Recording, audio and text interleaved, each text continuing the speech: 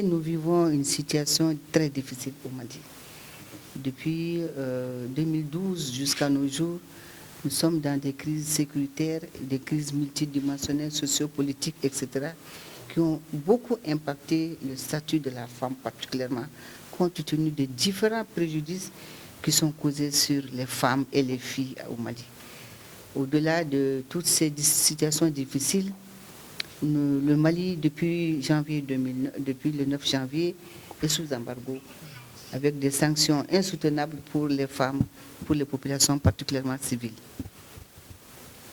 Nous pensions qu'il y aurait eu raison des citoyens de la CEDEAO pour comprendre que ces sanctions n'ont pas d'effet sur l'État malien en tant que tel, mais ce sont les populations civiles maliennes qui ont en train de subir. Les femmes, les enfants, aujourd'hui, vivent des situations insoutenables. Je ne vais pas les détailler autour de ce micro. C'est vrai, nous avons pris du temps avant d'être là, mais nous avons dit trop c'est trop.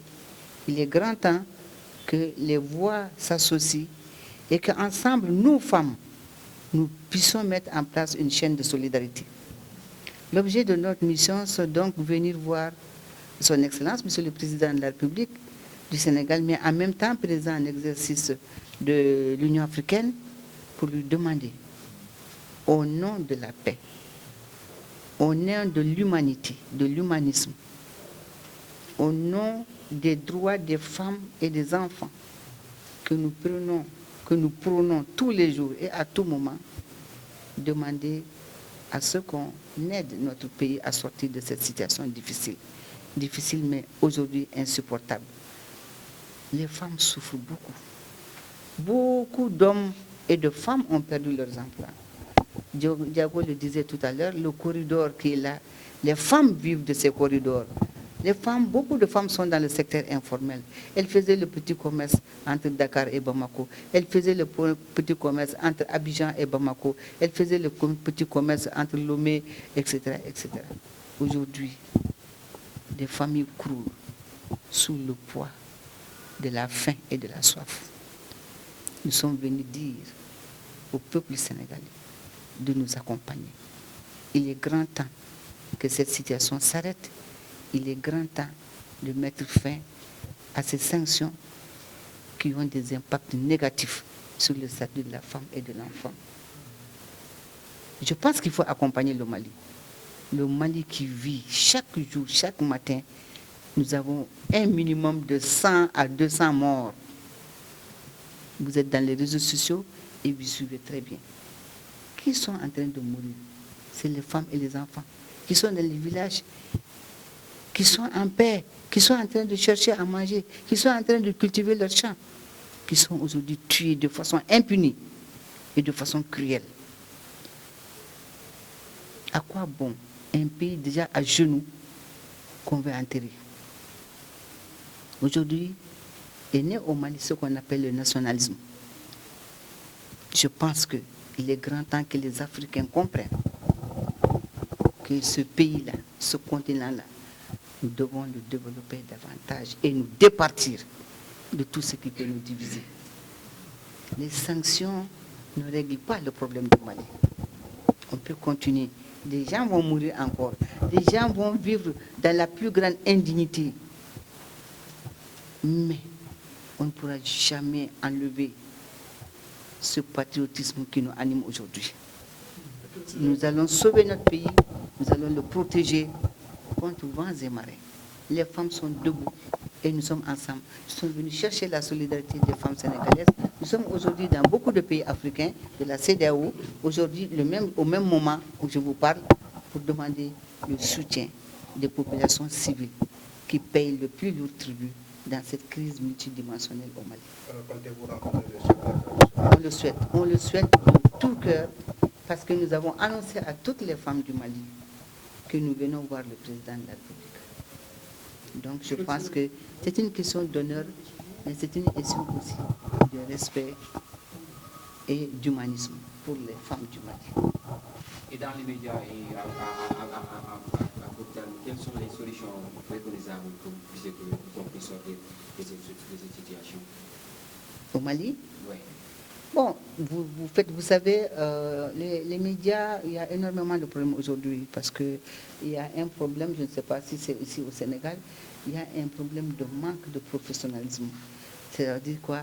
Beaucoup de presse ou beaucoup de journalistes sont venus dans ce métier souvent par manque de formation de base, mais aussi qui sont venus et qui sont peut-être à la solde des groupes ou encore des individus qui cherchent à manipuler l'opinion.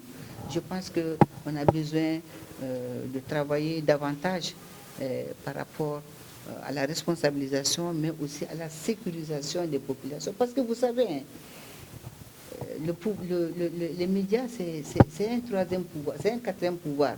Et si on ne sait pas bien utiliser cette arme, elle peut être destructive. Je pense qu'il faut faire attention. Nos pays n'ont pas besoin de crise. Nos pays ont besoin aujourd'hui de protection. Nos pays ont besoin aujourd'hui de se développer. Les armes ne sont pas faites ici en Afrique. Mais l'Afrique brûle d'armes. On n'en a pas besoin. Je l'ai dit même aux Nations Unies. On n'en a pas besoin. Nous avons besoin de pain pour vivre. Donnez-nous des pains. Nous avons besoin d'éducation aujourd'hui pour développer nos pays. Nous avons besoin de beaucoup de choses aujourd'hui pour sortir de l'ornière. Je pense que tous ces problèmes auxquels nous sommes confrontés ont des causes. Et souvent, c'est des causes, je ne sais même pas comment expliquer ça, qui sont liées peut-être à nos ressources, ou bien qui sont liées à l'accès au pouvoir. Même quand on voit l'accès au pouvoir, derrière, c'est des questions économiques, c'est des questions financières, c'est des questions de ressources. Et souvent, on se met dans des situations difficiles et qui créent des problèmes de gouvernance dans tous nos pays. Je pense qu'il y a beaucoup de choses qu'il faut mettre en place. Mais ce que je conseille à toutes les populations africaines, à tous les États, à tous les pays sur ce continent, c'est de mettre en place l'outil le plus important pour éviter ces crises dans nos pays. L'outil le plus important, c'est le dialogue. Il faut que les gens acceptent de dialoguer. Il faut que les gens s'asseyent et discutent et mettent en avant l'intérêt supérieur de la nation. Mais si on ne voit que des intérêts propres ou des intérêts individuels, je ne sais pas qu'on va s'en sortir. Et je pense qu'il faut aujourd'hui faire un dépassement, de sortir de ce qu'on appelle le népotisme, la corruption, la gabegie. Il y a tellement de fléaux aujourd'hui qui gangrènent aujourd'hui nos pays, qui font que toutes ces crises prennent leur source dans cela. Et je pense que les questions d'emploi des jeunes, c'est des bombes pour l'Afrique. Si les jeunes ne travaillent pas, si les jeunes sont désœuvrés, on ne pourra jamais s'en sortir. Si les femmes sont marginalisées et continuent à être soumises à des discriminations, je pense qu'on ne va pas s'en sortir. On ne peut pas marginaliser 50% de la population. Dans la plupart de nos pays, nous sommes plus de 50%. Comment faire de telle sorte qu'aujourd'hui, que chacun soit acteur du développement de son pays. Et si les autres pays sont aujourd'hui nantis et se trouvent dans des situations confortables, c'est parce que tous les citoyens de ce pays sont au travail. Et ce qui libère. Il faut donner du travail, il faut donner des emplois, surtout des emplois décents aux populations. Parce que si aujourd'hui, dans cette guerre asymétrique dans notre pays, au Mali, on utilise trop de jeunes. Les jeunes qui n'ont jamais eu 10 000 francs ou 20 000 francs, vous leur donnez une certaine somme, mais ils sont endoctrinés et ils partent. Ils partent et ils tuent sur leurs propres frères, leurs soeurs, leur maman, leur père. C'est insoutenable. Et si les pays veulent sortir de cela, il faut une bonne gouvernance.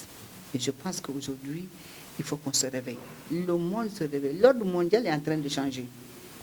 Et si l'ordre mondial change, si on ne prend pas le même train que les autres, nous allons être laissés pour compte.